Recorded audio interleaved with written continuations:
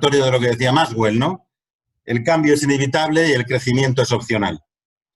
Es evidente que la crisis sanitaria originada por este virus ha provocado una crisis económica sin precedentes en nuestra historia reciente. La solución a esta pandemia, basada inicialmente en el confinamiento y en el distanciamiento social, ha paralizado la actividad económica, lo que ha supuesto una disminución de los ingresos en las arcas públicas y un incremento muy significativo del gasto público reparador. Los datos macro de esta crisis los conocemos todos.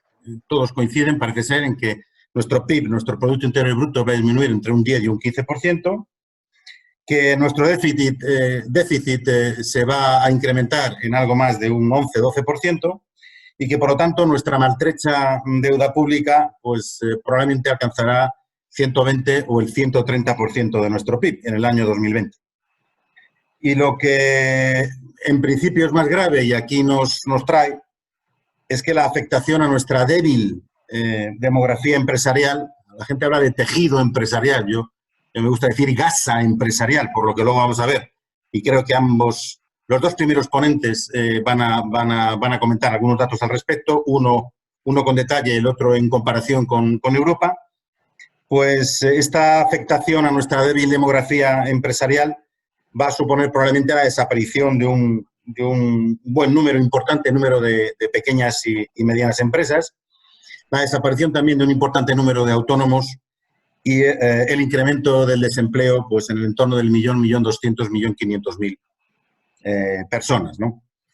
Esta jornada, por lo tanto, pretende llamar la atención sobre la necesidad de que nuestras empresas ganen tamaño y se hagan más competitivas. Este es un debate que tenemos desde hace mucho tiempo en el Comité de Gestión Empresarial y que parece ser que ahora, cuando las cosas van mal, es cuando nos acordamos de lo pequeños que somos, de lo pequeñas que son nuestras empresas. Pero en cuanto nos olvidamos de estos problemas, no hacemos nada para que cambie ese paradigma, ¿no? Como digo, para que nuestras empresas ganen tamaño y se hagan más competitivas, para que reorienten su estrategia, su táctica y su operativa, para que fortalezcan sus patrimonios con nuevos recursos financieros vía capital. Lo comentábamos anteriormente en una jornada que hemos tenido en el Comité Técnico de Gestión Empresarial. Aquí ponemos 3.000 euros en el capital social de una compañía y luego nos vamos al banco y le pedimos 200.000 euros para empezar a funcionar, ¿no? Y así durante largo tiempo, ¿no? También para que reestructuren sus pasivos, por lo tanto, para afrontar con garantías esta etapa de incertidumbre y de que se incremente su eficiencia operativa, gestionando sus tecnologías, sus procedimientos y a sus personas de una manera distinta. Ojalá esto se quede aquí y que estos esfuerzos que venimos haciendo empresas y empresarios y gestores en los últimos 3-4 meses tengan el fruto que queremos todos. Ojalá no haya rebrotes, ojalá no tengamos más problemas a partir del otoño, porque no sé muy bien cómo vamos a poder salir de todo esto. Hasta ahora, gracias a todo lo que se ha puesto en marcha, llevamos aguantando estos 3 meses, 4 meses, bueno, con más pena que gloria, pero llevamos aguantando. Vamos a ver qué ocurre si se tiene un rebrote a partir del mes de octubre. No lo tengo yo tan claro. En cualquier caso, contamos con la presencia de 3 auténticos y verdaderos expertos en la materia tratada, o que vamos a tratar, mejor dicho, y que ya sin más dilación, para dar el protagonismo a quien lo tiene, vamos a comenzar con el primero de ellos. El primero de ellos es don Félix María Aguado Carrero. Félix es licenciado en Ciencias Económicas y Empresariales por la Universidad Complutense de Madrid. Tiene un máster en Dirección Financiera por el Centro de Estudios Financieros y un Executive MBA por el Instituto de Empresas Business School. Lleva casi 30 años de experiencia en distintos sectores como el retail, media, consultoría y servicios, finanzas, estrategia, recursos humanos, logística, legal y dirección general, en empresas como Afianza Asesores, Grupo Editec, Augeo Consulting Group, Arena Media, Grupo Idea Electrodomésticos, DIA y FCC. Tiene también una gran experiencia docente, puesto que es profesor de varias escuelas de negocio. Félix nos va a hablar de la actualización de planes estratégicos y planes de empresa, redefinición de referencias empresariales. Don Félix, sin más dilación, por favor. Pues muchas gracias, Javier. Muchas gracias a ti y al Instituto por haberme permitido participar en este evento. Tengo inhabilitada la función de compartir pantalla. Don Miguel.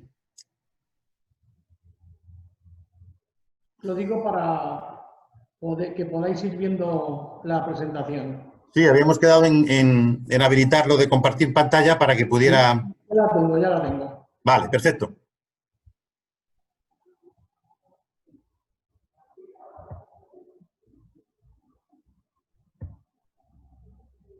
Bueno, pues dentro de lo que sería la jornada de viabilizar nuestras empresas, a mí me ha tocado hablar de definición de las empresas y actualización del plan estratégico. Voy a dividir la presentación en tres partes. La primera voy a hablar un poco del tejido empresarial español. La segunda voy a hacer hincapié en el necesario cambio de paradigma que tenemos por delante si queremos sobrevivir y ganar el futuro.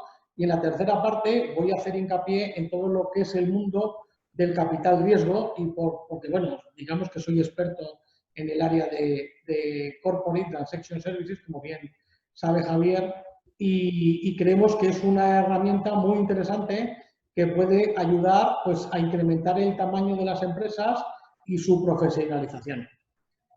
Me salto la diapo de presentación del ponente porque ya lo ha comentado Javier. Lo único de más interés es que tenéis abajo mis emails y mi móvil por cualquier cosa que podáis necesitar, ¿vale? De todas maneras, a través del instituto también me podéis localizar, ¿vale?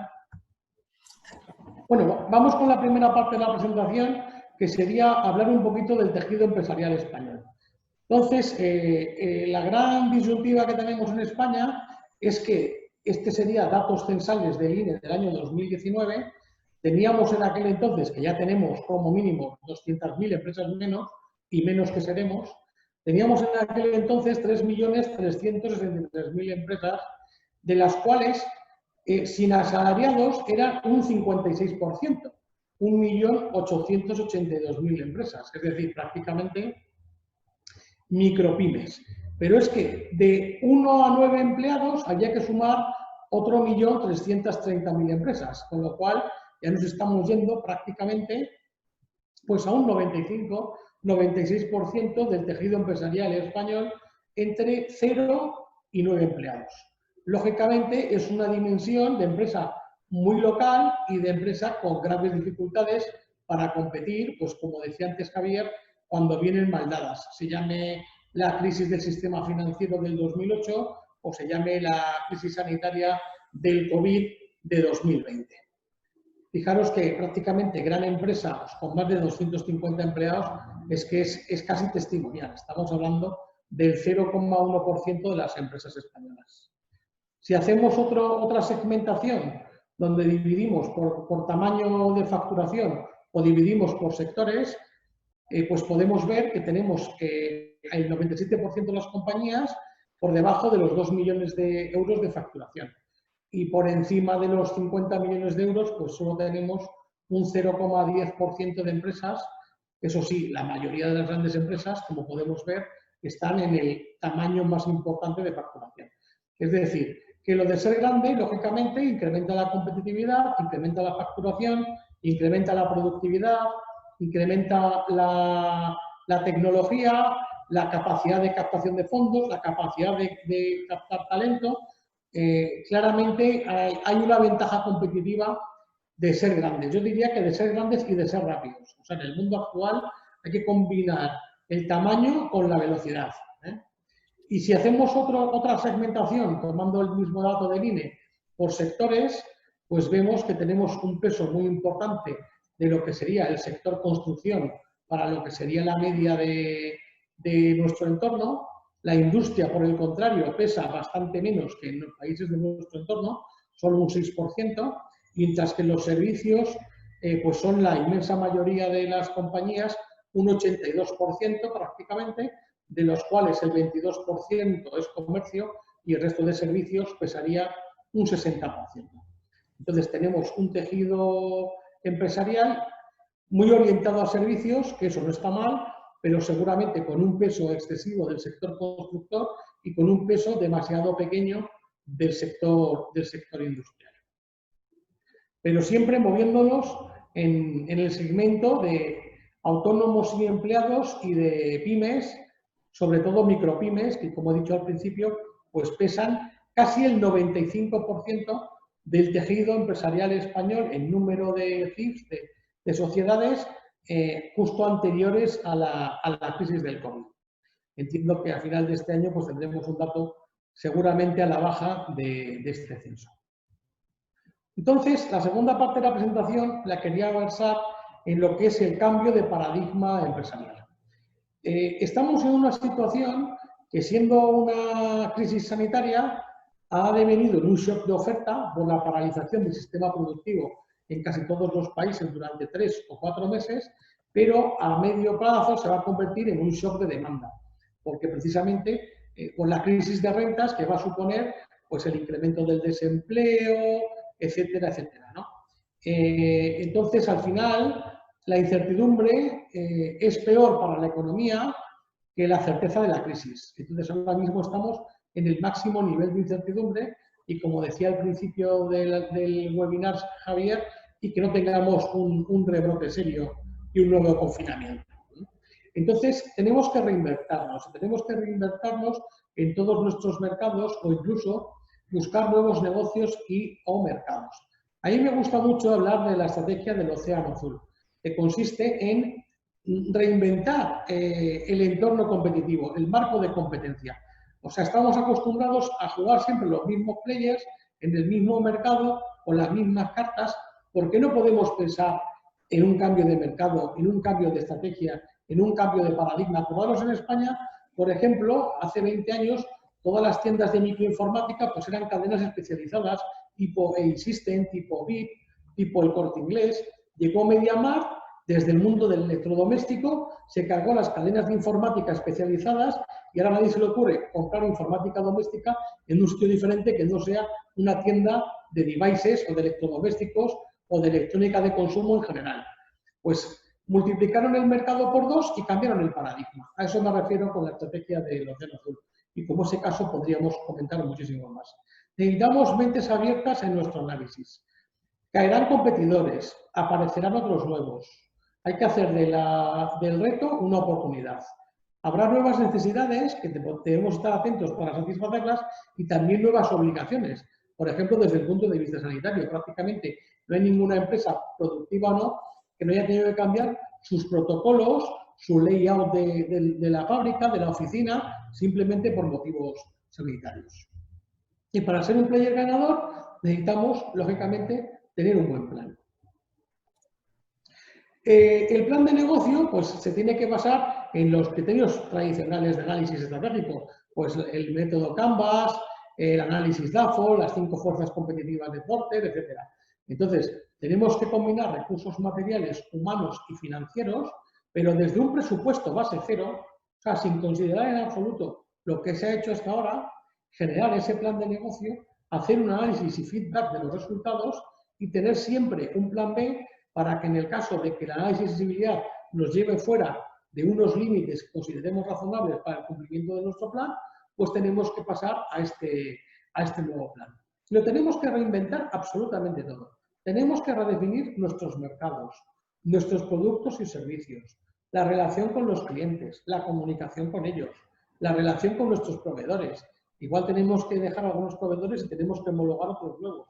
Hay un tema que está ahora muy de moda, que es el tema de diversificar una parte de la compra con proveedores locales, para evitar que el cierre del comercio internacional, en caso de una nueva pandemia, nos vuelva a dejar desabastecidos en todo lo que son nuestras materias primas o nuestros productos terminados si somos distribuidores. Tenemos que redefinir las operaciones de la logística. Por supuesto, el e-business en muchísimos sectores.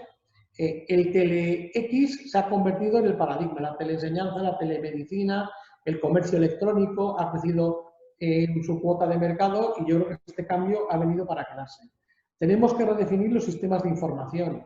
Tenemos que tener una capacidad de monitorizar las compañías mucho más rápida, mucho más ágil, para cuando haya una luz amarilla o haya una luz roja poder reaccionar. Tenemos que cambiar la gestión de activos. De repente tenemos una sede corporativa que a lo mejor nos sobra la mitad, sea en alquiler o sea en compra, pues porque ahora estamos teletrabajando. Y hay mucha gente que lo de teletrabajar le ha funcionado bien. Pues porque no se ahorra 2 horas de desplazamiento con el vehículo, porque puede compatibilizar mejor su vida profesional con su vida personal, etcétera. No digo que todo el teletrabajo vaya a seguir, pero una parte del teletrabajo o de una combinación del trabajo presencial y el teletrabajo también ha venido para quedarse. Lógicamente hay que redefinir las personas. Vamos a necesitar perfiles nuevos que hasta ahora no tenemos en nuestras compañías y lamentablemente habrá otros perfiles que si no se reciclan van a ser excedentarios y tendremos que hacer un outplacement de los mismos. Captar talento va a ser esencial y no va a ser sencillo. Desde el punto de vista de las finanzas, lógicamente tenemos que hacer test de estrés. Nuestras ventas han caído, van a seguir siendo más bajas de lo normal y tenemos que ver hasta cuándo podemos soportar los costes, qué costes podemos reducir, qué financiación podemos obtener o si tenemos que recapitalizar nuestras empresas, como decía Javier, ir un poquito más allá de los 3.000 euros de capital social o mucho más allá de esos 3.000 euros de capital social. En definitiva, estamos transformando la compañía actual en una nueva compañía, de tal manera que en un ciclo de 2, 3, 4 años no deberíamos ser capaces de identificar nuestra compañía porque tenemos que hacer verdaderamente un cambio profundo si queremos ganar el futuro. Esa al menos es mi opinión, que creo que muchos de vosotros compartiréis. Algunos consejos que son de sentido común, pero como decía el sabio aquel, a veces el sentido común es el menos común de los sentidos. Nadie sabe más de nuestro negocio que nosotros, por tanto, confianza. La situación es nueva para todos, por tanto, creatividad e innovación. Es muy importante definir muy bien los factores claves de éxito de nuestro sector y nuestras ventajas competitivas. Tenemos que ser humildes y realistas. Y, como todo, intentar en lo posible limitar la incertidumbre. Por tanto, trabajar con varios escenarios. No ser voluntaristas ni ilusos. Funcionar de forma pragmática. Y fijar deadlines racionales para la consecución de objetivos, así como niveles de tolerancia de los mismos, a partir de los cuales, si no llegamos a un X% de cumplimiento, pues pasamos al plan B o incluso al plan C. Buscar en nuestros equipos líderes para el cambio. No es igual autoridad que liderazgo. Podemos tener altos directivos con aversión o resistencia al cambio, mientras que a lo mejor mandos intermedios o empleados de más bajo nivel pueden ser líderes naturales que nos pueden ayudar a gestionar el cambio. Y luego, por último, lógicamente, pues lo que se ha hecho siempre, trabajar, trabajar, trabajar y trabajar. Como decía Pablo Picasso, que la inspiración te encuentre trabajando. Y la tercera parte de mi presentación quería hablar del M&A, o sea, de lo que es el capital riesgo, tanto venture capital como private equity, como fondos de inversión, como un vehículo muy interesante para poder conseguir esa dimensión de empresa superior y esa capitalización o esa fuerza financiera diferente que nos pueda ayudar pues, a abordar la actual situación de crisis y incertidumbre con una mejor solvencia.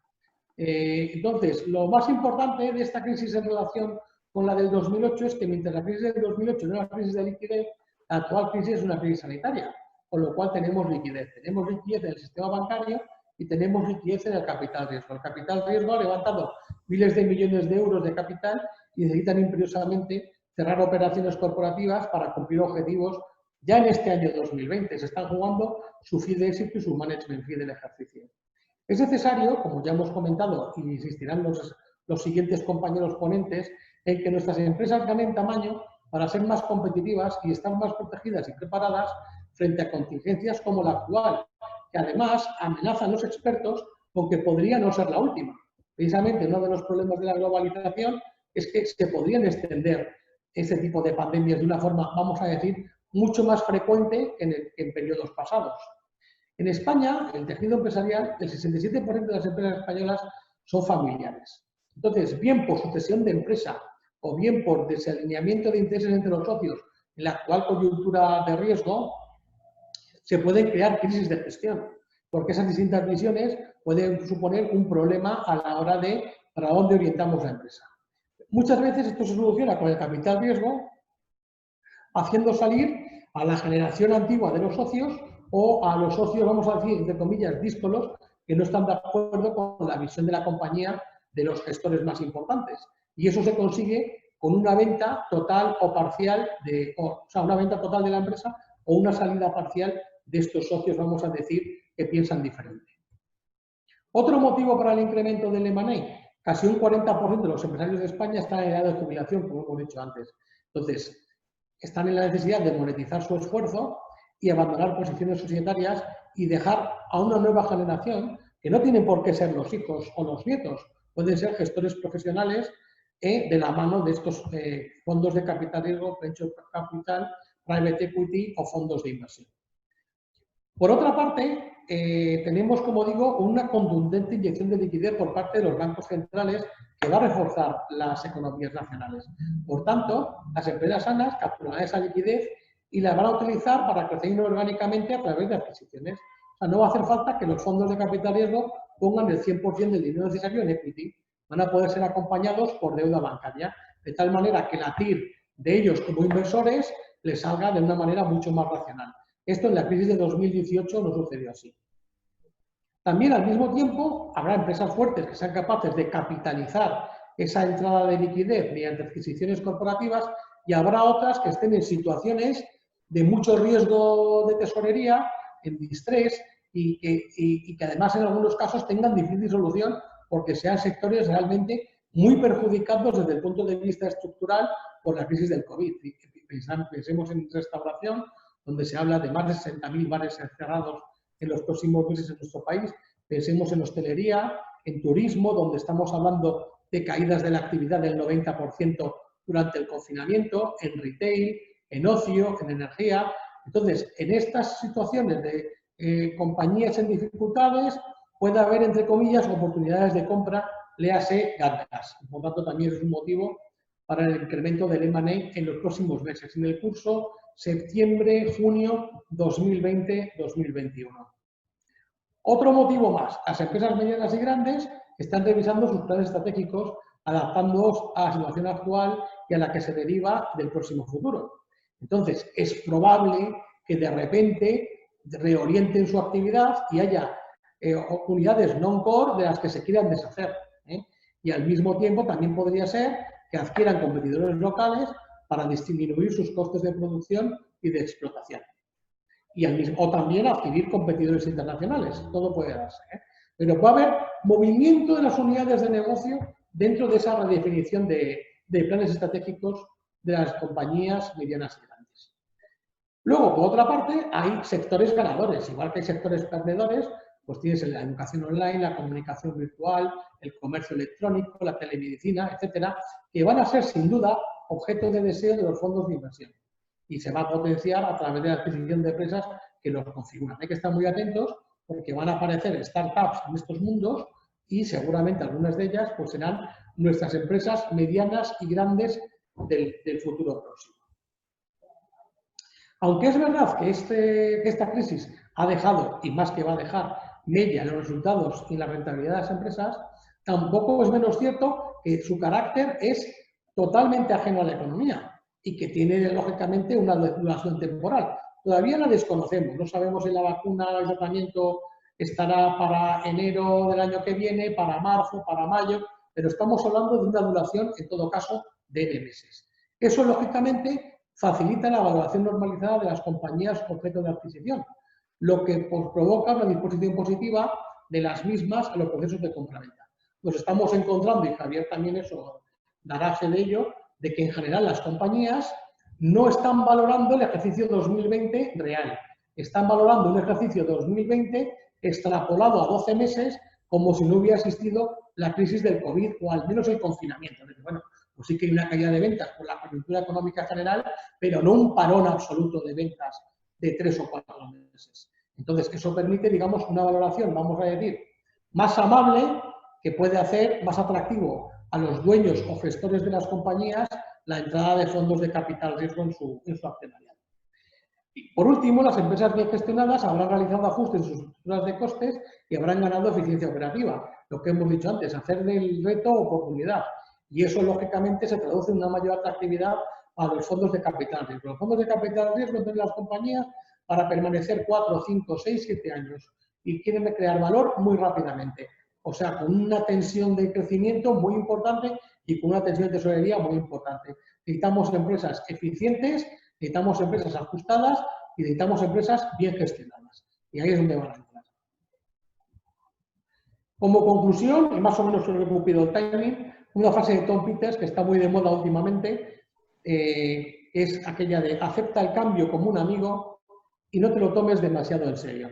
De hecho, todos cambiamos todos los días, aunque no nos demos cuenta. Muchas gracias, Javier, por la invitación y a todos por la atención. Y luego a vuestra disposición para la ronda final de dudas. Muy bien, Félix, muchísimas gracias. Enhorabuena por la presentación. Creo que ha sido muy claro, muy contundente y con las ideas muy bien expresadas. Si os parece, al final, cuando hayan terminado los dos ilustres ponentes que nos quedan, pues haremos la ronda de las preguntas a través del chat que nos están llegando a cada uno de ellos.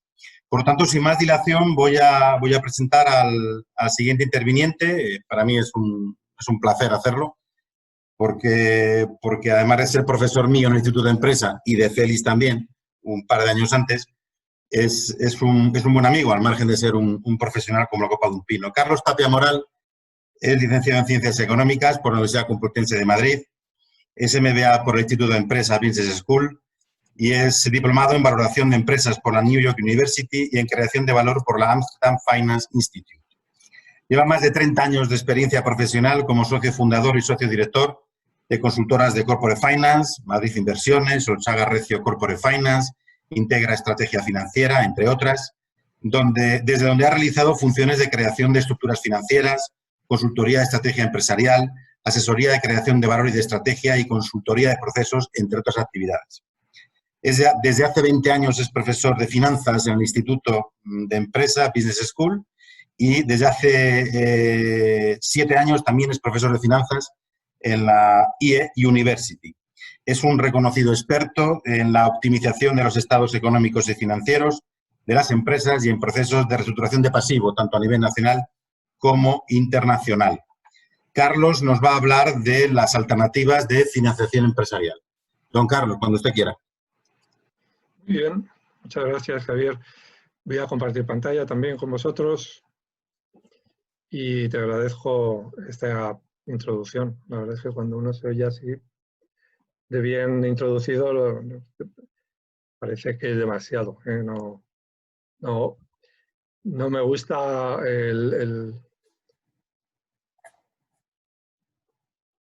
esas introducciones que te hacen sentirte demasiado, porque ahora lo único que puedes hacer es estropearlo. Ya cualquier cosa que digas, pues lo único que puedes hacer es ir a peor.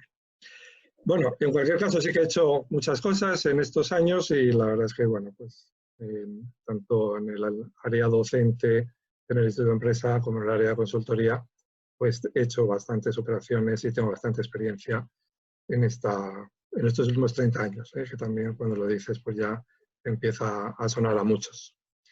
Y te quiero agradecer a ti, Javier, y quiero agradeceros a todos que me hayáis invitado, que estéis ahí escuchándome y encantado de compartir con vosotros algunas ideas que en realidad bastante de ellas van a coincidir con Félix y seguro que coincidirán con lo que nos van a contar después porque son las que son, en realidad, es lo que es. Bueno, no sé si estáis viendo ya la presentación. Sí, la vemos perfectamente. Muy bien, pues viabilización de nuestras empresas alternativas de financiación empresarial.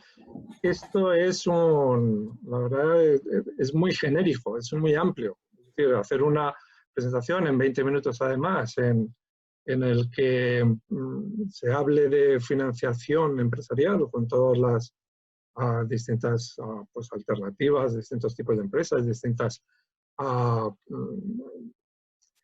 productos financieros que existen, es demasiado ambicioso y por lo tanto lo que voy a hacer primero es sacar esa generalización para centrar un poco el término alternativas de financiación. Lo primero, como reglas generales, hay que tener en cuenta que el tipo de empresa es importante. No se van a conseguir financiaciones dependiendo de qué tipo de empresa. Félix ya ha contado algo de esto. El tamaño importa, sin duda, también ha contado Félix, es muy importante. El crecimiento, aunque también lo ha contado Félix, es muy importante dentro de el aspecto de money que él citaba, en cualquier fase y en cualquier estado es muy importante si la empresa está creciendo o no, ¿no? Si empresas no crecen es más difícil financiar, como veremos ahora, y si están creciendo es más sencillo, digámoslo así. Y luego la estructura de capital actual de la empresa importante. Es decir, si tenemos una estructura con mucha deuda, pues no vamos a buscar alternativas de financiación en deuda. Habrá que buscar alternativas de financiación en equity que rebajen ese alto apalancamiento o al revés. Por lo tanto, vamos en esta presentación, lo voy a hacer muy rápido porque tengo muchos slides, entonces voy a pasar muchas slides para centrarlo. Tipos de empresas y tamaño de empresas es muy importante, como he dicho anteriormente. Tipo de propietarios, pues hay negocios, lo que yo llamo negocios, que son las microempresas. Hay empresas familiares no profesionalizadas y empresas familiares profesionalizadas. Y hay empresas no familiares profesionalizadas. Tipo de propietarios y el tamaño, pues Félix ha hecho ya una introducción muy buena. Microempresas, pymes, desde el lado de la P de pequeñas y desde el lado de la M de medianas y gran empresas. Si hacemos una aproximación inicial, pues vemos que los negocios, las empresas familiares no profesionalizadas, tienen pocas alternativas de financiación. Las empresas familiares profesionalizadas y las empresas no familiares profesionalizadas tienen más alternativas. Y desde el punto de vista de tamaño, pues las microempresas tienen muy pocas alternativas, las pymes tienen más alternativas y las grandes empresas tienen muchas alternativas.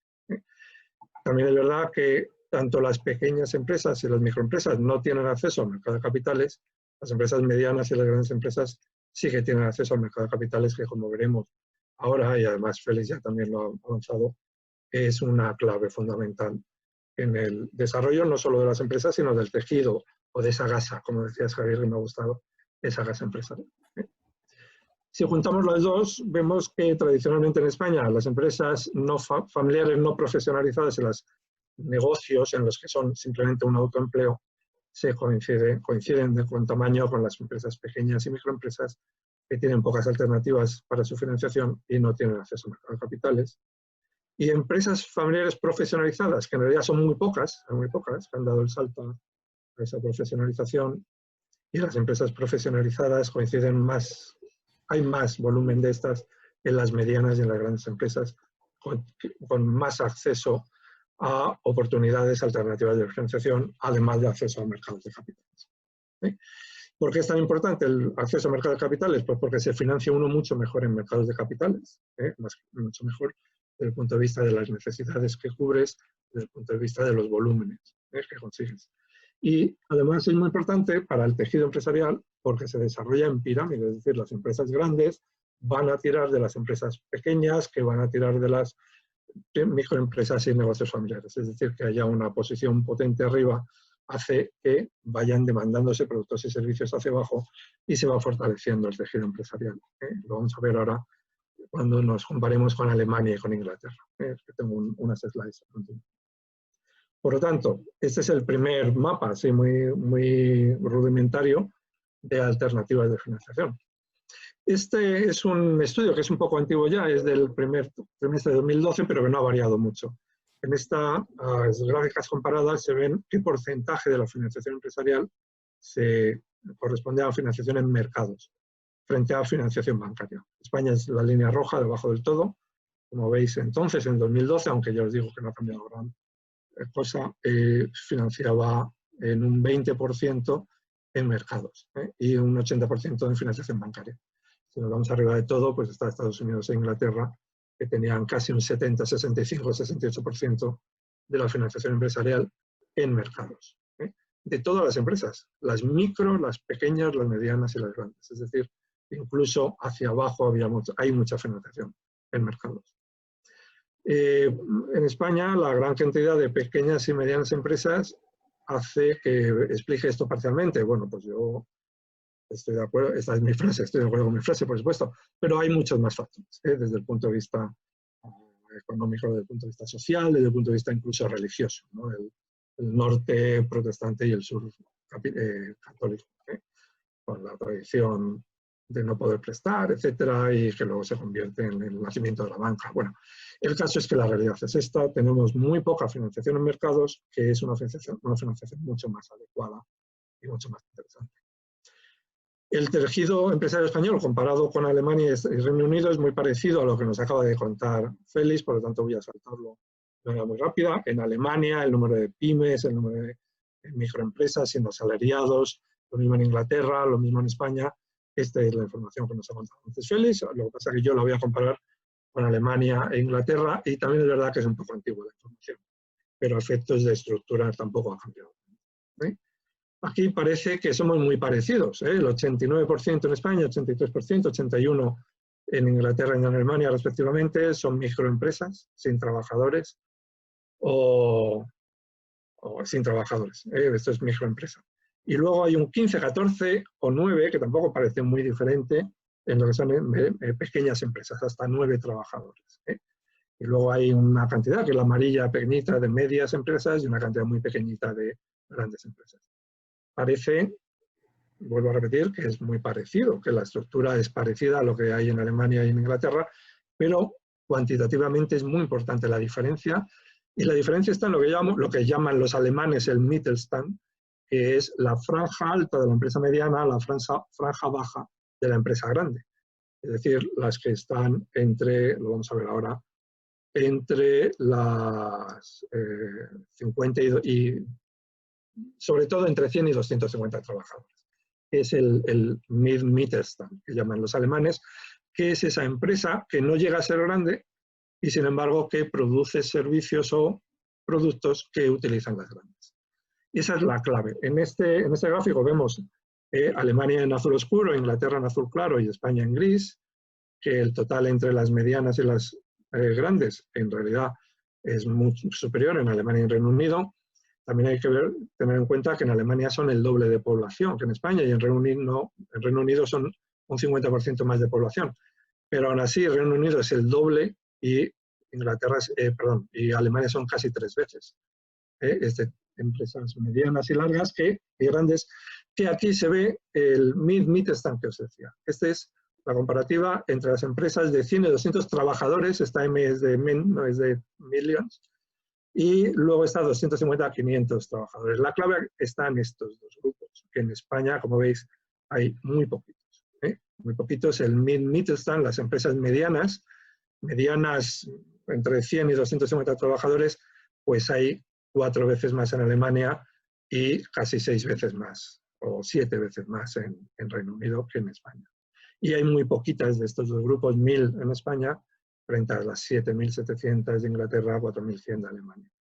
Este es el verdadero motor, tanto de Alemania como de Inglaterra. Es el verdadero motor. Las empresas grandes son muy poquitas, ya lo hemos visto, pero este grupo de empresas, que son las que tienen acceso a operaciones de capital interesantes, que tienen acceso a mercados de capitales, que tienen acceso a la exportación, que tienen acceso a la creación de empleo, en el fondo. Es lo que falta en España. No falta empresas grandes, falta este Mittelstand. Y aquí vemos los números. Bueno, Mittelstand hace además que no tengamos empresas suficientes para alimentar los mercados alternativos que se han creado, como el mercado alternativo bursátil de equity o el mercado alternativo de renta fija en cuanto a deuda.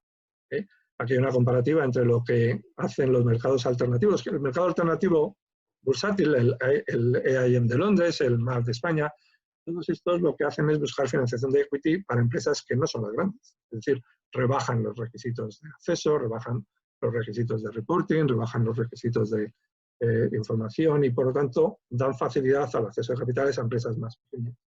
Bueno, la verdad es que el EIM de Londres lleva muchos años, desde 1995, pero en 2011 había 1.143 empresas, en el MAB había 18. Ahora tampoco es que haya muchas más.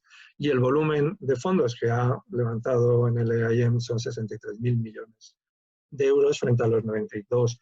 O incluso, si comparamos en Alemania y en Francia, que tienen pues, una cantidad mucho más grande que lo que pasa en España, cómo están funcionando los mercados alternativos.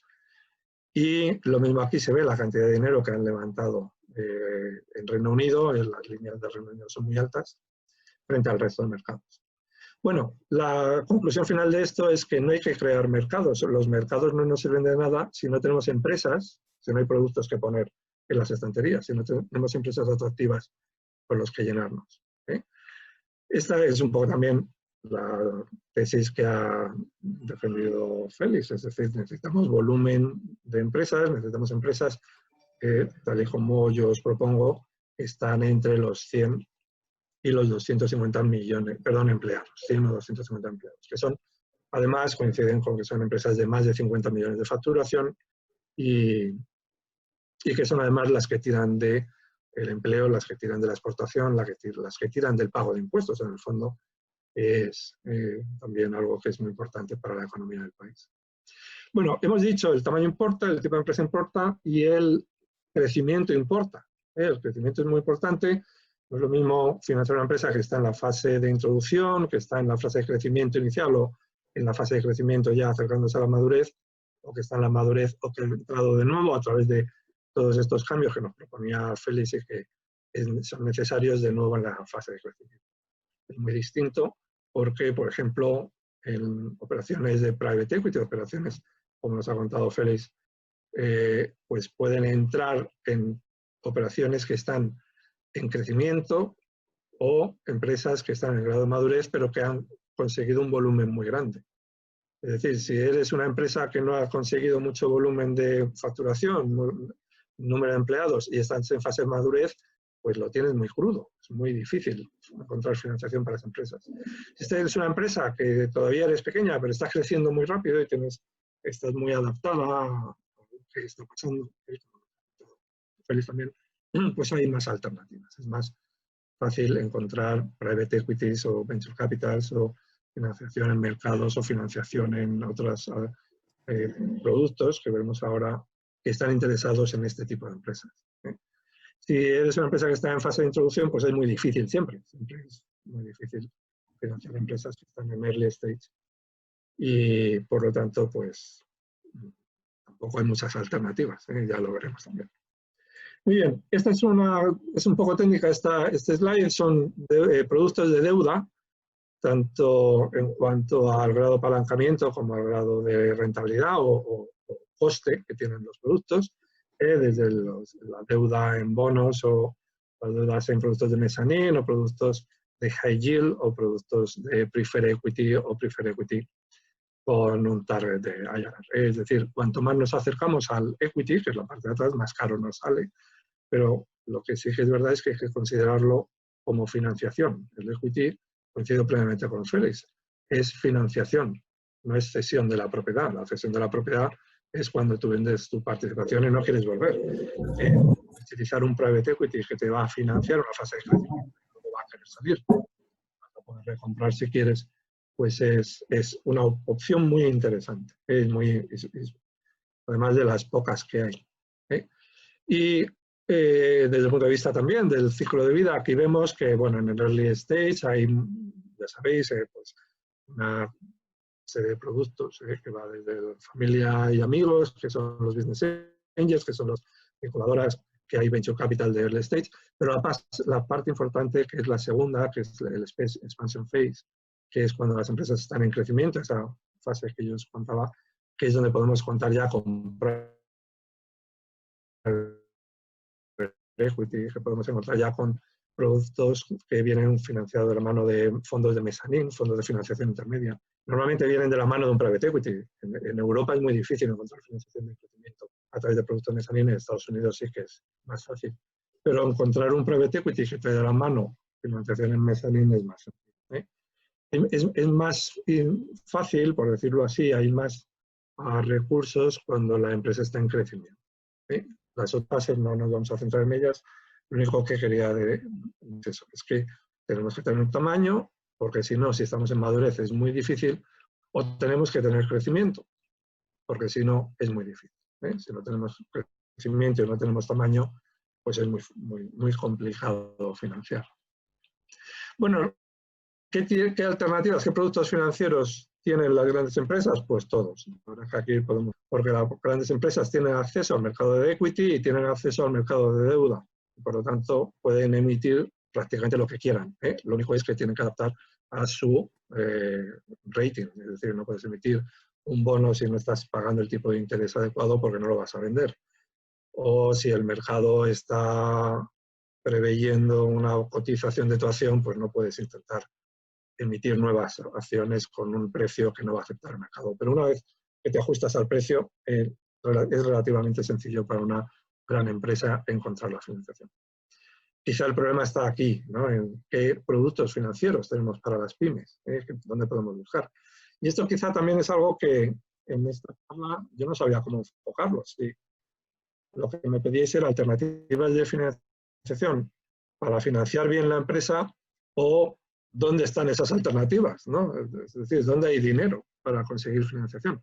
Porque la verdad es que no es fácil, más ahora con problemas derivados de esta crisis, pues va a ser complicado, salvo que hagáis lo que ha dicho Félix, que es adaptar el modelo de negocio, adaptar la estructura de costes, adaptar la estrategia, adaptarse al entorno. Es lo que tenemos que hacer todos.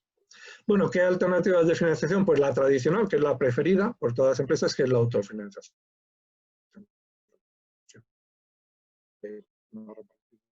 La autofinanciación para ellos es menos importante. Para la pyme, para la pequeña y mediana empresa, la autofinanciación es la financiación tradicional.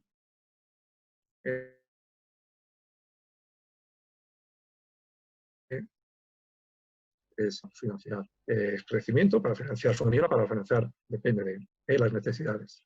Luego está la financiación bancaria tradicional. La financiación bancaria, ya hemos visto, en España supone el 80%, lo cual hace que se produzca un producto que es que el banco te lo da todo. Pero al final, el banco ha creado tal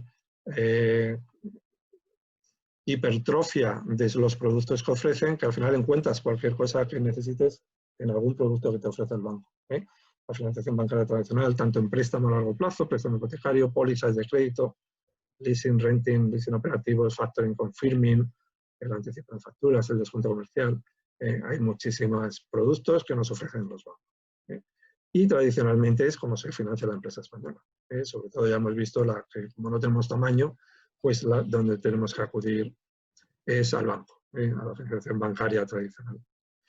Luego también tenemos la financiación de los socios mediante ampliaciones de capital. Esto pues depende de dos factores muy importantes. Lo primero, el interés que tienen los socios de seguir poniendo dinero en esa empresa, en su empresa. Y lo segundo es la capacidad que tienen de seguir poniendo dinero, porque a lo mejor ya no tienen más capacidad para poner dinero. Y no pueden, simplemente no es que ya no les apetezca, sino que no pueden. Y tenemos la financiación de equity de nuevos socios. Es decir, cuando no pueden los socios o no quieren poner más dinero, pues hay que dejar entrar a venture capital, a private equity, a inversores. Esto Félix lo ha dicho muy bien. Yo voy a evitar, bueno, no voy a evitar, voy a pasar rápidamente porque Félix lo ha explicado muy bien. Tenemos financiación en mercados de capital, el mercado alternativo bursátil, el mercado alternativo de renta fija, que ya hemos visto que depende del volumen. Aquí es muy importante. Tenemos dos mercados nuevos, pero no tenemos productos para llenar las repisas. Y tenemos además financiación pública y nuevas vías de financiación. La financiación pública ahora es muy importante, tenemos muchas ayudas. La verdad es que he empezado por esta porque es muy importante. Con el COVID-19 pues ha habido, lo conocéis todo, ahí están los créditos ICO, están las líneas de avales. Aquí en este link podéis entrar a todas las ayudas que están ahora mismo disponibles, pero podemos acceder a bastante ayudas o financiación directamente o ayudas a la financiación a través de entidades públicas. Y las de siempre, que no son solo en esta circunstancia de COVID, pues ENISA, CEDETI, en redes.es, el programa Acelera, que es muy interesante. Tenemos subvenciones de agrupaciones de empresariales, tenemos el programa Precipita de FECI, tenemos el programa ICES Next de ICES para tanto ICES como CESDE para la salida al exterior. Es decir, hay bastante ayuda y bastantes entidades públicas que nos pueden ayudar también en la financiación hoy en día. Nuevas vías. Bueno, pues nuevas vías. Tenemos el crowdfunding, tenemos el crowdlending, que en realidad es muy interesante y está muy bien, es una nueva vía, pero que en la práctica no funciona más que para empresas tecnológicas. Es decir, cuando están lanzando un producto que es un producto muy tecnológico a través de una startup y se quiere llegar a inversores que entienden de ese producto tecnológico y por lo tanto entienden del crowdfunding y crowdlending, pues se puede plantear algo así. Es imposible financiar una empresa tradicional hoy en día con crowdfunding, crowdlending. Pero tenemos esa alternativa. ¿Ya se desarrollará en el futuro? Pues yo creo que sí. Yo de hecho estoy trabajando personalmente en nuevas vías, en nuevas ideas, en salirnos del think out of the box, decía también Félix antes, tenemos que reinventar todo. Los nuevos mercados, ya lo hemos visto, mercado alternativo bursátil, mercado alternativo de renta fija. En cuanto a la financiación bancaria a largo plazo, ya hemos hablado de los ICO, el crédito rollover, las pólizas de crédito que se van renovando, que no es un sistema a largo plazo, que se han mal utilizado muchas veces, y el préstamo hipotecario con garantías, que es lo tradicional. Vamos a comprar una nave, pues podemos hipotecar la nave, las garantías hipotecarias. Al final el banco, ya sabéis, quiere capacidad de reembolso, quiere solvencia y quiere garantías. Al final o hay garantías o es muy difícil conseguir un préstamo a largo plazo. Y eso hace, como comentaré ahora enseguida, porque no quiero que se me escape el tiempo, que hayamos mal utilizado la financiación bancaria de manera generalizada. En el sur de Europa, no digamos en España, es algo que es bastante general en el sur de Europa. A corto plazo, pues ya sabéis, líneas de créditos, créditos garantizados con cuentas a cobrar, descuento de papel comercial, créditos papel comercial y créditos bancarios a corto plazo. Al final son productos que todas las empresas, sobre todo en la crisis, antes de la crisis de 2018, es que nos los imponían. Era una miopía tremenda de la banca, del sistema financiero. Imponían, casi te llegaban, sobre todo con el acceso de las cajas al espectro de financiación de empresas. ¿Os acordáis? Que se te presentaban en la oficina, te dio una línea de crédito, te dio una póliza de descuento. Y bueno, pues esto ha producido bastantes problemas en la financiación por lo siguiente que tengo que contar, que es la estructura de capital, que también. Tenemos leasing operativo y financiero, tenemos préstamo participativo y Project Finance. Project Finance es muy específico para proyectos que son muy conocidos, cómo van a evolucionar, lo sabéis, sobre todo proyectos de infraestructura. Y el préstamo participativo es una figura que a mí me gusta muchísimo. Es una figura que aparece, es muy antigua ya, en 1996, con la Ley de Reconversión Industrial, en el que es un préstamo, como cualquier otro, es deuda, pero a efectos de reducción de capital y de liquidación de sociedades, es decir, a efectos de terceros, se consideran fondos propios. Por lo tanto, es por ejemplo, en ISA, las inversiones que hace ISA, cuando te conceden ayuda, pues es a través de préstamo participativo. Y es muy interesante desde el punto de vista de los socios, cuando van a poner dinero en sus empresas. Yo mi recomendación siempre es que nunca se haga una ampliación de capital, que siempre se haga un préstamo participativo.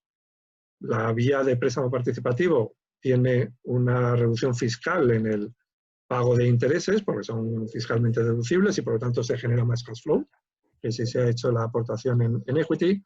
Lo segundo, cuando hay caja, cuando la empresa genera caja y es el momento de devolver dinero a los accionistas, si se ha hecho mediante ampliación de capital, pues se devuelve mediante dividendos que tributa el accionista por esos dividendos. Si se ha hecho un préstamo participativo, lo que se hace es devolver el préstamo que el accionista no tributa.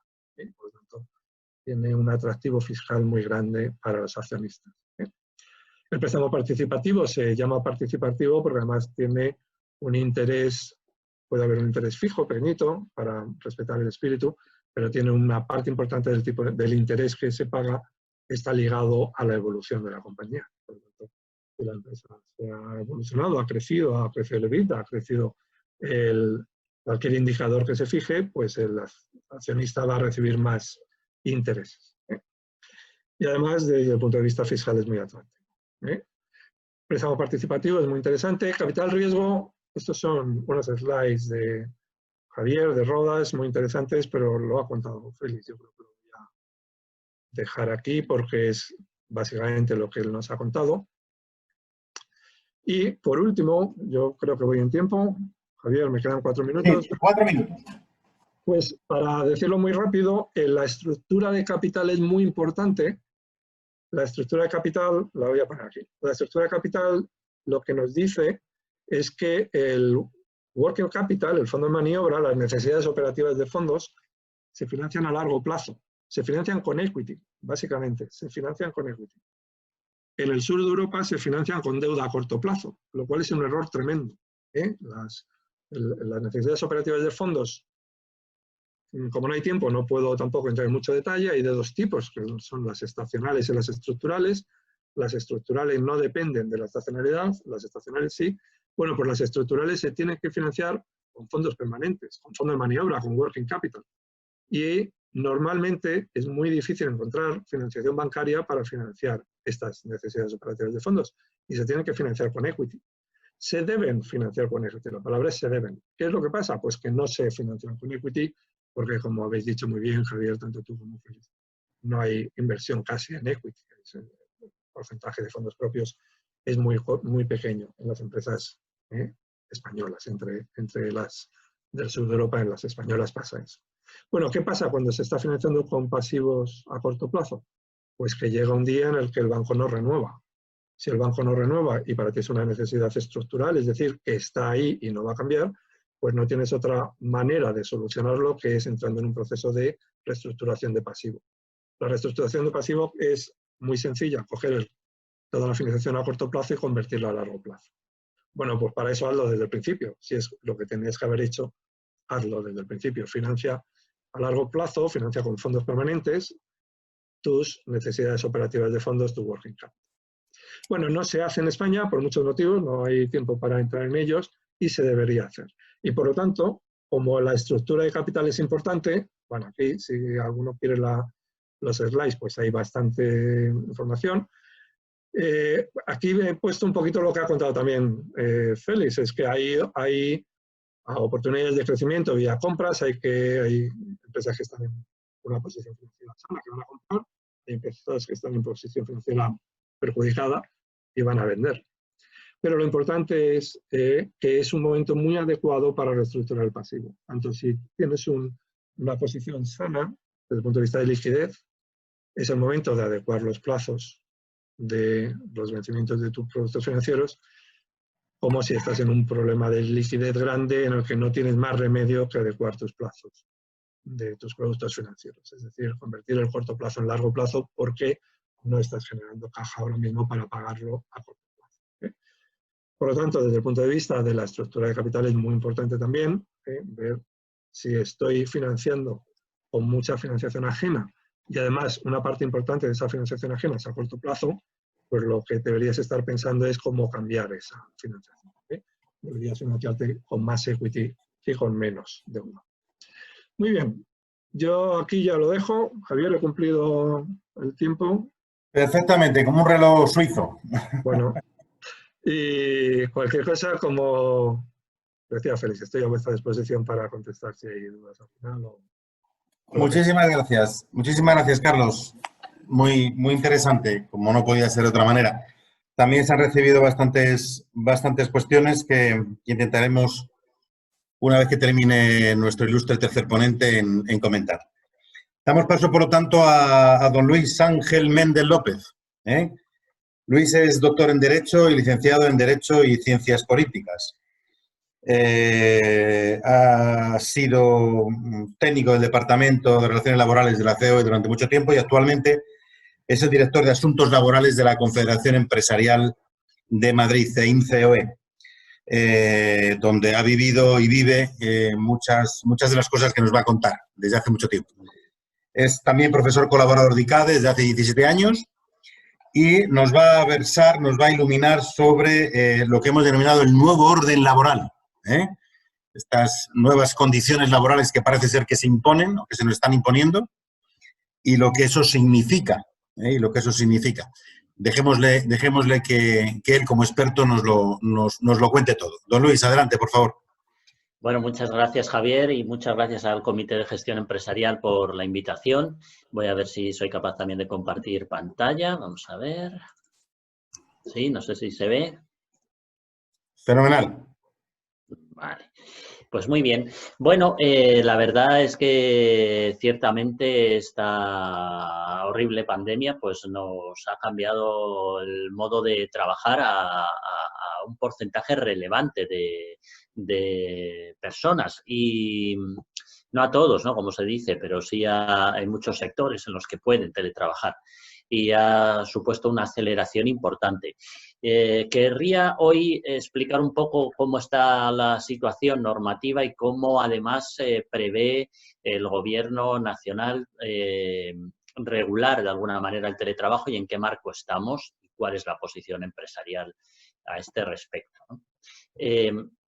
Esto es lo que voy a ver someramente en esta exposición. Recordar que hay un acuerdo europeo, luego el convenio más, digámoslo así, más proclive al teletrabajo, que es el de oficinas y despachos. Después veremos los pactos que hemos firmado en Madrid sobre estas circunstancias, lo que ha regulado al fin y al cabo el Estado con la irrupción de la pandemia en relación con el teletrabajo y las cuestiones que después pues la COE va a tener que lidiar a nivel nacional con el gobierno estatal.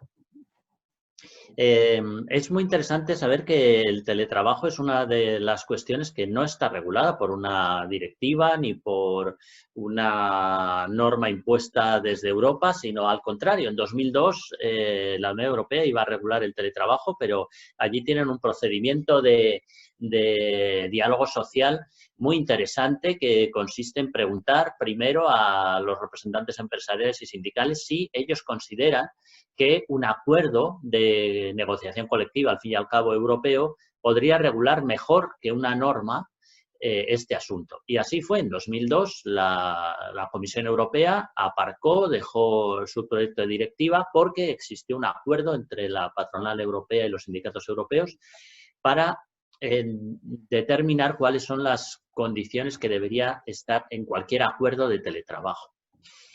Y entre ellas está la voluntariedad entre las dos partes, es decir, que no pueda imponerse, las circunstancias en relación con la prevención de riesgos laborales, la necesidad de hacer una evaluación, por tanto, determinar quién tiene que pagar los gastos del equipo informático, teléfono, wifi, todas estas cuestiones, e incluso llegar a acuerdos sobre suministros, ¿no? Que al fin y al cabo se ahorra, digámoslo así, la empresa al tener el teletrabajador en su domicilio. Cómo regular una cuestión que a los sindicatos les interesa mucho, claro, que tienen una presencia en los centros de trabajo que pierden en el teletrabajo y entonces cómo regular esa relación entre los representantes legales de los trabajadores y los empleados que están en domicilio y luego las cuestiones formativas, ¿no? Que son ineludibles y en estos momentos imprescindibles. Siempre lo fueron, pero cada vez más necesaria la cualificación en temas, en este caso, digitales. Y una cuestión interesante es que este acuerdo europeo remitía a la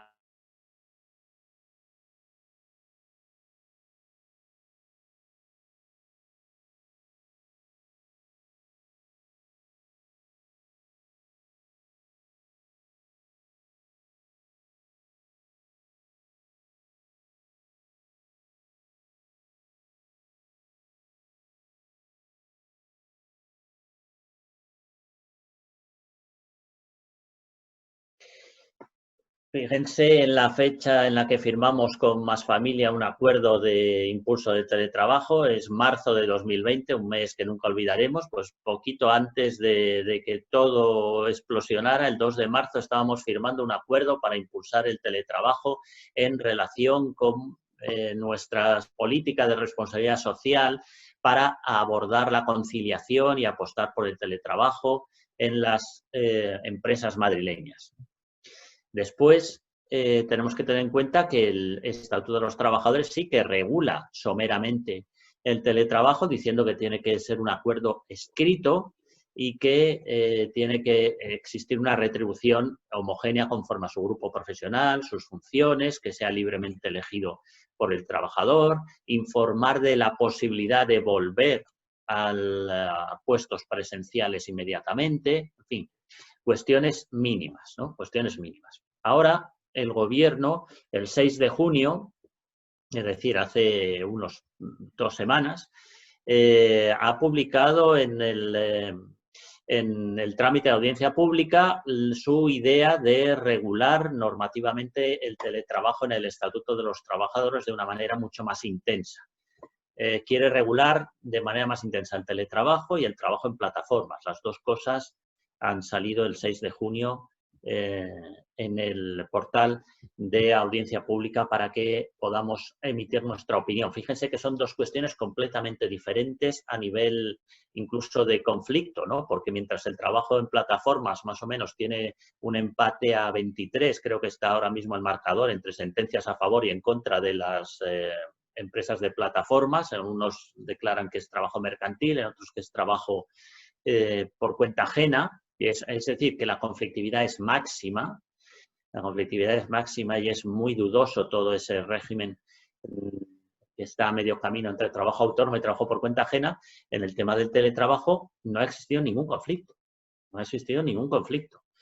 Quién sabe si existirá, pero no existe desde luego 24 sentencias a favor del trabajador y 24 en contra en relación con una cuestión que esté debatiendo a la doctrina y la jurisprudencia, sino que en este caso el gobierno pues quiere regular el teletrabajo porque entiende por las manifestaciones que hace la ministra de Trabajo, entiende que quizá esté siendo utilizado de una forma abusiva por la empresa, ¿no? Abusiva por la empresa, incumpliendo lo que ya el Estatuto de los Trabajadores y el Acuerdo Europeo de Teletrabajo viene a indicar, ¿no? Así que vamos a ver en qué para esta situación, ¿no? Porque es un escenario completamente nuevo. Es decir, no hay conflictividad a día de hoy, no hay sentencias espeluznantes como en las plataformas, no hay doctrina que esté abogando por una normativa en cuestión, no hay convenios colectivos denunciados por lo mal que se aplica el teletrabajo, no existe problema, ¿no? Pero aún así existe la iniciativa de ponerlo a regular, ¿no? En una evaluación clásica de prevención de riesgos laborales, desde luego, estas son las cuestiones que deben estar, ¿no? Deben estar en una vigilancia del lugar del trabajo, el tema de la psicosociología, la desconexión digital, el estrés. Aquí, desde luego, hay que tener en cuenta que muchos de los teletrabajadores forzosos, ¿no? Forzosos por la pandemia, ¿no? Para su propia seguridad, que han podido quedarse en casa, pues han tenido que compatibilizarlo con su vida familiar de una forma intensa y muy tensa en algunos casos, porque evidentemente con hijos sin escolarizar en casa, con la imposibilidad de tener en algunos días, ¿verdad?, respiro alguno para poder salir. En fin, son cuestiones que han llevado a fuentes de estrés tremendas, ¿no? Estas cuestiones, ya sabéis que la normativa sobre el estado de alarma, una de las primeras cuestiones que hizo fue decir que el trabajador se autoevaluara sus riesgos a sí mismo. Se autoevaluara a sí mismo y con eso se daba por cumplido esto porque, desde luego, lo principal era protegerse del virus COVID-19, no protegerse del estrés que ocasiona las distintas situaciones familiares que uno tenga. Entonces, esa cuestión pasó a un segundo plano y ahora hay que volver a recuperarlo en función de que ya no sea la protección sanitaria el origen del teletrabajo, ¿no? Por supuesto, posturas, ergonomía, gestión de equipos, en fin. Eso sí, en este caso, como siempre, hay que tener en cuenta que el trabajador no es una persona que esté sometida a tutoría por parte de la empresa. Es decir, no es una persona que no sepa cuidarse. Y en el caso en el que encima la empresa no esté definiendo constantemente cómo es su centro de trabajo, como es en el caso del domicilio, claramente, en este caso el trabajador o la trabajadora tendrá que asumir que la responsabilidad de aplicar las instrucciones, la formación, las recomendaciones o la necesidad de la desconexión digital es una cuestión que va a recaer también en él, como autoprotección y como cooperación. Todos los trabajadores tenemos que cooperar con la empresa en que la prevención de riesgos laborales sea eficaz. pero en este caso es absolutamente imprescindible, dado que en el domicilio, por supuesto, la empresa no puede estar constantemente indicando cómo es la distancia de la pantalla de visualización o cómo manejar las situaciones estresantes. Esta pandemia nos ha dejado a un pequeño porcentaje de teletrabajadores habituales, se calcula que era un 4% antes de marzo, a nuevos teletrabajadores forzosos durante el confinamiento, que se calcula llegó al 20% de trabajadores, con acuerdos precipitados, ¿no? Con acuerdos precipitados con la empresa, en el que no definían en muchos casos los gastos, en el que no había posibilidad de formación, en el que no existía nada en relación con la representación legal de los trabajadores, en el que el tema de prevención se salvó con esta medida urgente de decir autoevalúate como puedas.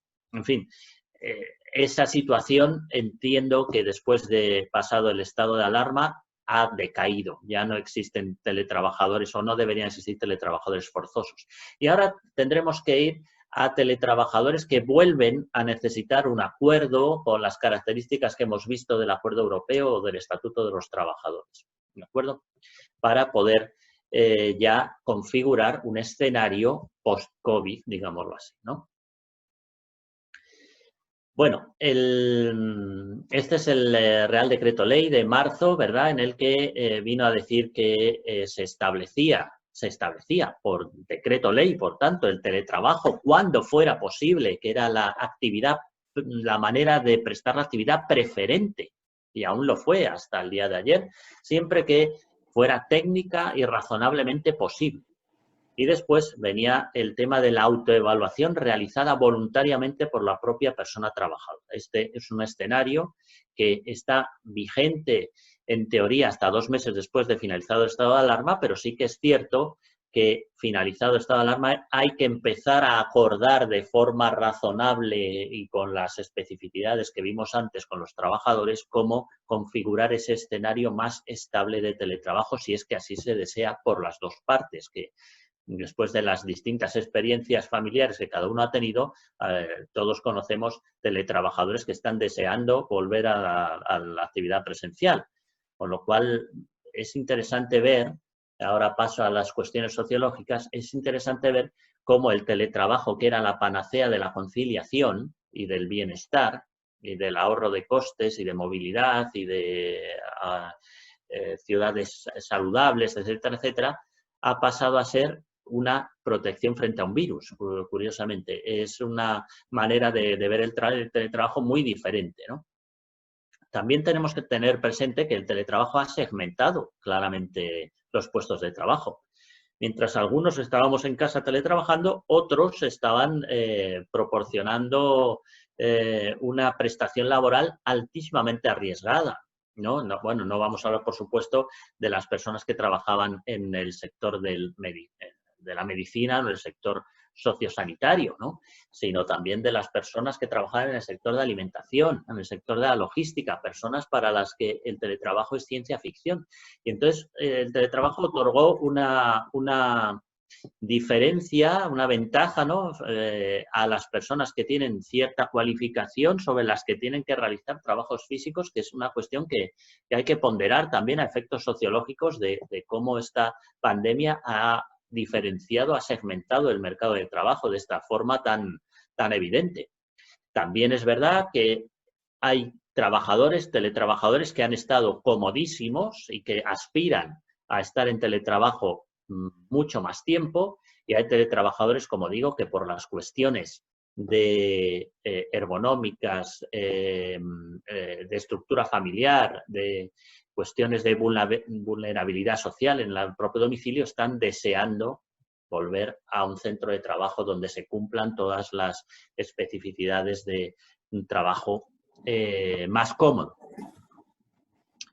Además, para los recursos humanos es interesante, nosotros estamos ya haciendo un estudio sobre cómo tienen las empresas, sobre todo las pequeñas que se han visto abocadas al teletrabajo y que desean mantenerlo de alguna manera, cómo tienen que articular políticas nuevas para ellos de liderazgo, de objetivos, de una nueva cultura empresarial de confianza en el teletrabajador y de responsabilidad mutua para lograr los objetivos de la empresa. Porque, desde luego, si se aplica mal el teletrabajo, no tendrá las ventajas que todos sabemos que tiene, que están ahí: conciliación, menos absentismo, la posibilidad de trabajar más adecuadamente a las personas con discapacidad, que no tienen que, ninguno tenemos que movernos, reducción de desplazamientos, ¿verdad? Todos son ventajas, sí, pero siempre que se aplique adecuadamente y por acuerdo entre ellos. Luego está la cuestión del registro horario, al que luego nos referiremos, una innovación normativa muy reciente y que al fin y al cabo pues viene a introducir en nuestra prestación de teletrabajo una obligación casi de la época industrial del siglo XIX, que es registrar cuándo empiezas y cuándo terminas de trabajar. La verdad es que por muy críticos que seamos con el registro horario, que lo somos, ¿no? Porque al final, precisamente si lo que buscamos es personas comprometidas, pues buscamos objetivos, no buscamos presentismo, no buscamos esta rigidez, pero sí que es absolutamente necesario formar tanto a mandos intermedios como a trabajadores, a empleados y empleadas sobre el tema de la desconexión horaria, porque efectivamente si no desconectamos las horas necesarias para poder descansar y dedicarnos a otras cuestiones, el estrés se va acumulando de forma infinita en el teletrabajador. Necesitamos que las empresas pues tengan todas estas cuestiones, vayan trabajando en ello. Las grandes, claro que iban trabajando en ello, en ese 4% de teletrabajadores que ya lo eran antes de esta pandemia. Pero ahora nuestra expectativa es conseguir que las pymes tengan posibilidad de apoyo técnico, de orientación, de formación específica y de formación también para hacer contenidos, recursos que sean capaces de ser cómodos para que el teletrabajador pueda seguir desarrollando su actividad sin segmentar más el mercado.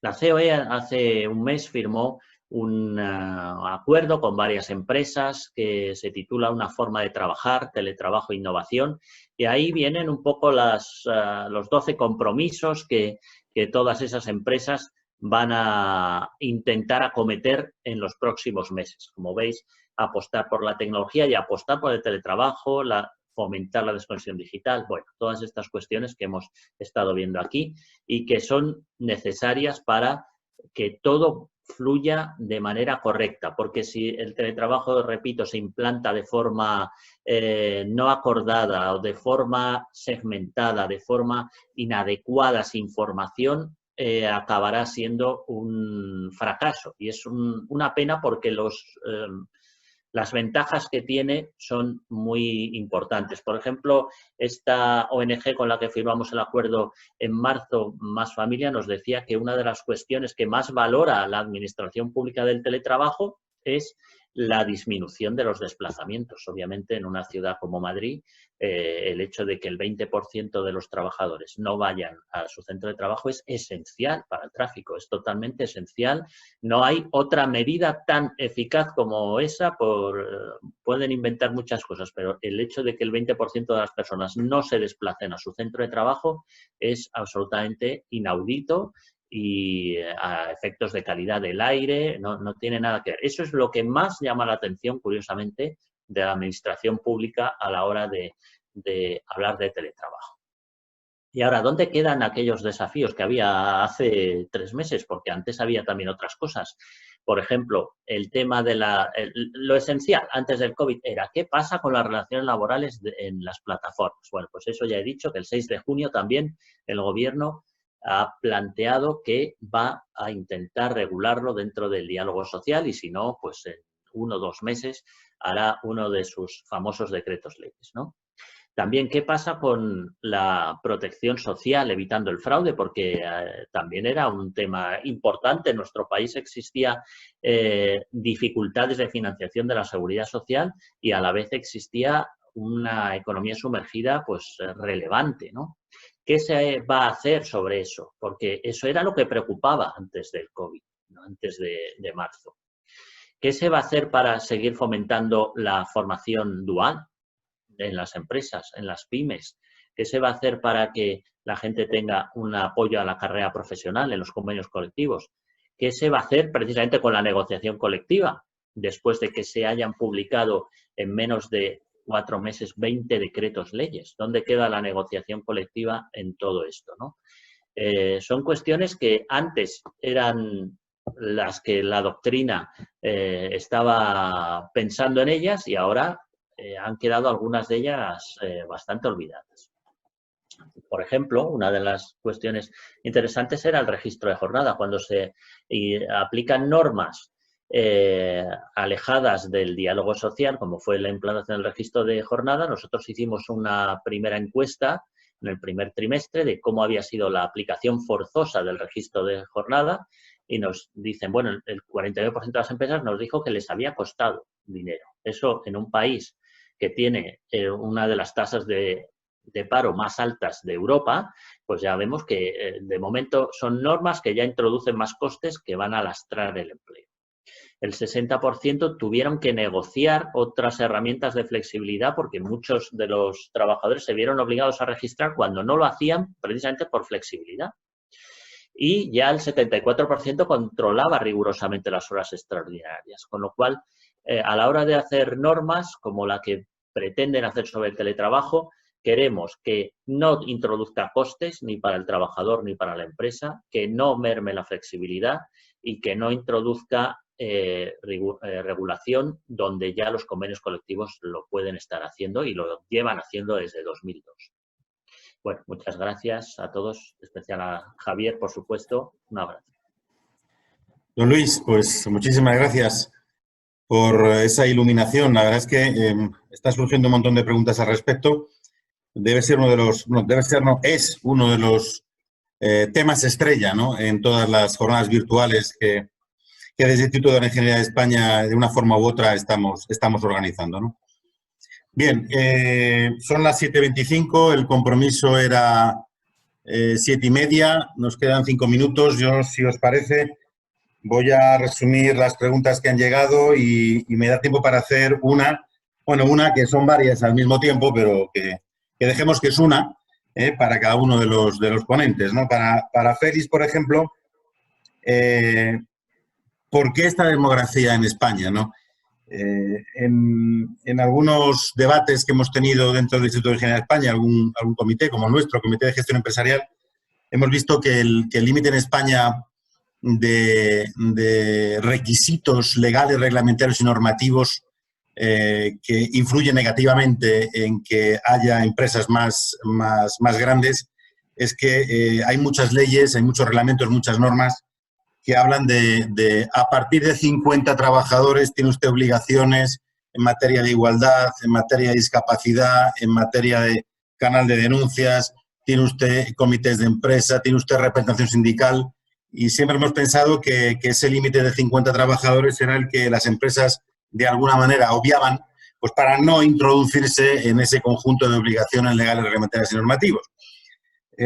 La pregunta es exactamente ¿por qué esta demografía? ¿Por qué, a tu juicio, Félix, por qué a pesar de todo seguimos teniendo esta demografía empresarial en España? ¿Puede ser por esa falta de profesionalización en los grandes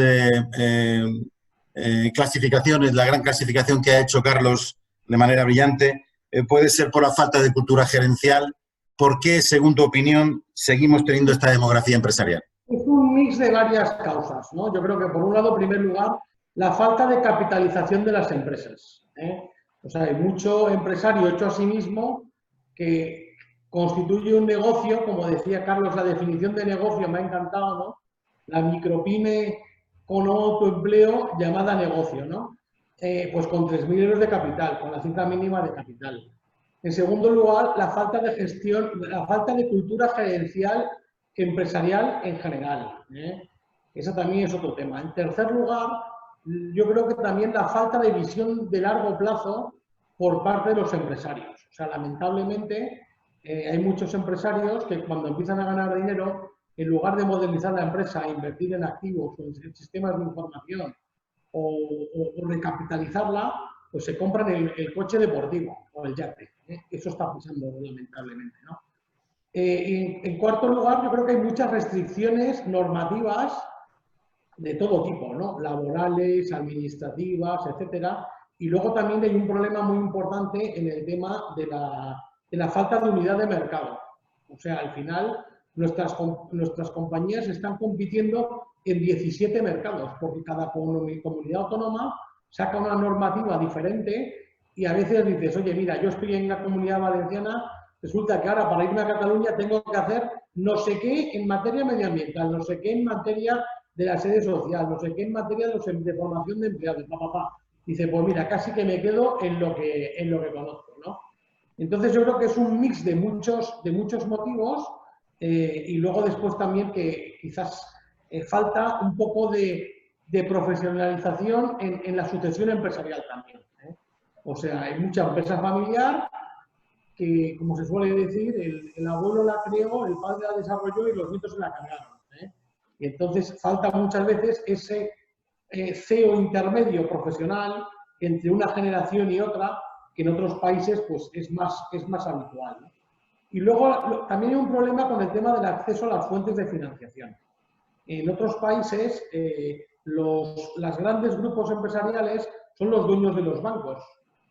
En España, el poder de la banca es muchísimo más elevado y es mucho más complicado por parte de la pequeña empresa acceder más allá pues, de una financiación de corto plazo o vinculada a líneas de circulante o vinculada a confirming o vinculada a factoring.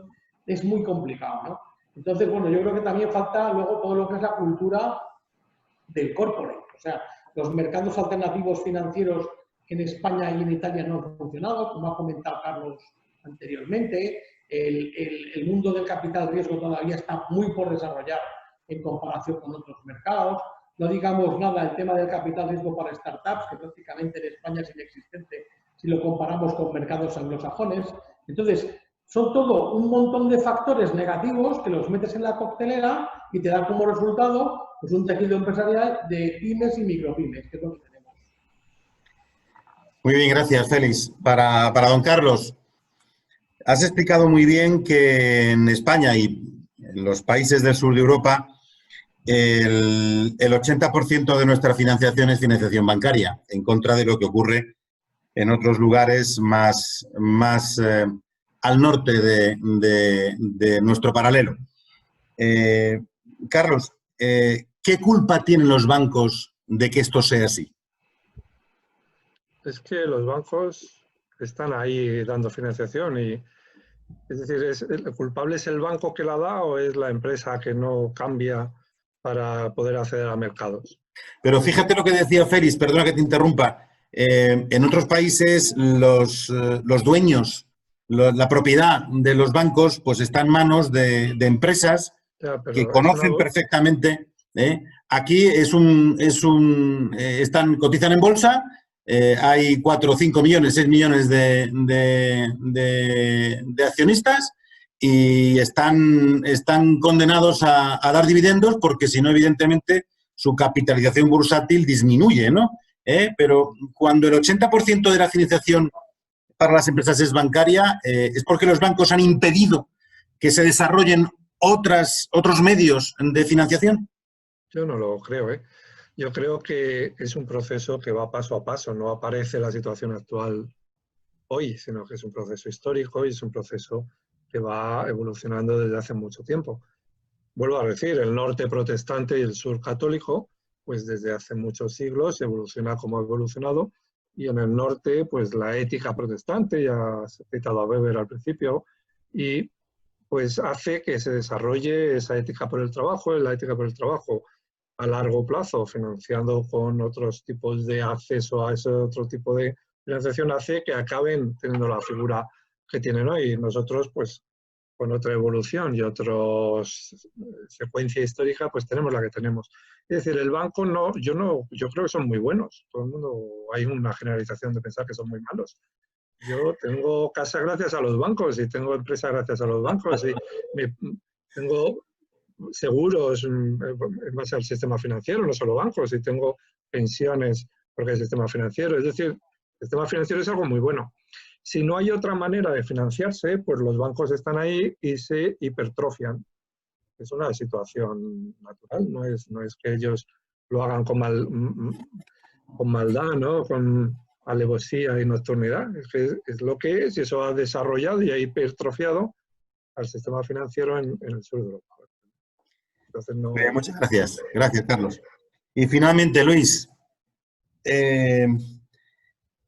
dicen estudios que hemos leído todos que 1 de cada 3 trabajos puede realizarse en teletrabajo.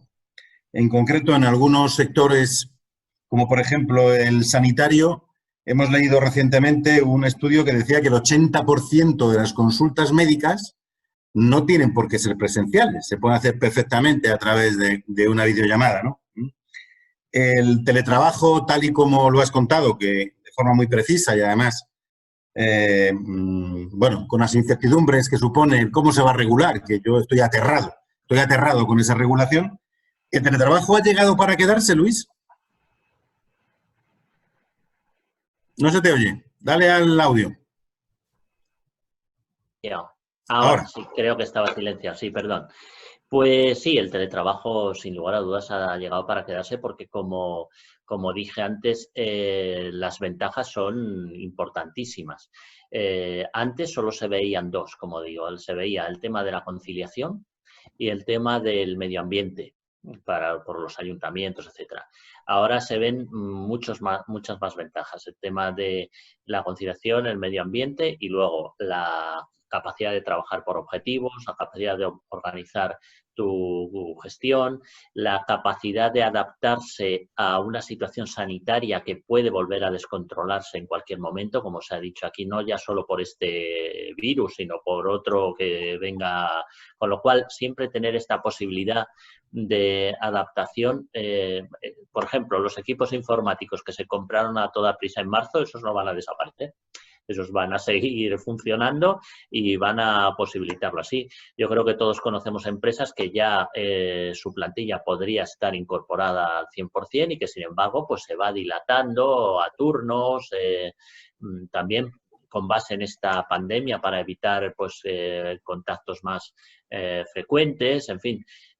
Yo creo que muchas reuniones se van a celebrar como la que estamos celebrando aquí sin ningún problema, de forma más cómoda, más eficiente, más sin costes, sin necesidad de alquilar salas grandes, sin catering también. O sea, son costes que se van ahorrando las empresas y que el trabajador pues ahora no tiene que coger un coche, e irse 1 hora o media hora a su casa, en fin. Son cuestiones que han llegado para quedarse. La cuestión es si va a llegar al 33%. Desde luego estaba en el 4 aproximadamente. Ha llegado a estar en el 20 por razones forzosas. Bueno, vamos a ser optimistas y decir que nos quedemos en un 20, ¿no? En un 33% es un poco exagerado porque la verdad es que hay muchísimos trabajos que no pueden optar a esta modalidad. Sí, pero por apostillar nada más, ¿no? Lo que son ventajas para unos son inconvenientes para otros, ¿no? Sí, el hecho de que haya menos coches circulando por la ciudad, porque la gente está en su casa trabajando, pues hace probablemente que la gente, si va a seguir trabajando en casa, no se compre un coche. Y ya sabemos lo que eso significa, ¿no? El hecho de que nos reunamos, ¿no?, como nos estamos reuniendo y no vayamos a una sala o a un hotel, pues significa que esa sala, ese hotel o ese catering, pues va a dejar de facturar servicios que antes facturaba. Esto es un equilibrio muy complicado, ¿eh? Muy complicado. Es así. Bueno, como se ha dicho aquí, unos sectores saldrán ganando y otros saldrán perdiendo. Hay algunos sectores que han ganado. Hay otros, hoy por ejemplo hablé con el comercio textil, que pensaba que iba a ser pues la hecatombe absolutamente y que curiosamente pues me decía, oye, mira, pues hemos notado que los clientes efectivamente han dicho, bueno, vamos a apoyar a la pyme, vamos a apoyar al pequeño comercio textil y que han detectado clientes que nunca antes habían pasado por su pequeña tienda. O sea que quiero decir que oye, son pequeñas decisiones de mucha gente agregada y que va cambiando, va a cambiar, desde luego. Esto lo van a estudiar luego los economistas, porque esto va a cambiar absolutamente la manera de consumir, Ahí, evidentemente, han ganado las empresas de logística, las empresas tecnológicas, en fin, ha cambiado y todo va... También es verdad que los que más han sufrido claramente y siguen sufriendo es el turismo y la hostelería, claramente, ¿no? Pero el resto de los sectores se van ajustando. Muy bien, pues antes de que me regañe el Instituto de Ingeniería de España y nos corte la conexión, vamos a dejarlo aquí. Muchísimas gracias a todos los que han participado de una forma u otra en esta jornada virtual. Muchísimas gracias, por supuesto, a Félix, a Carlos y a Luis por sus brillantes exposiciones y hasta la próxima. Muchas gracias. Buenas tardes. Gracias a todos. Adiós. Gracias.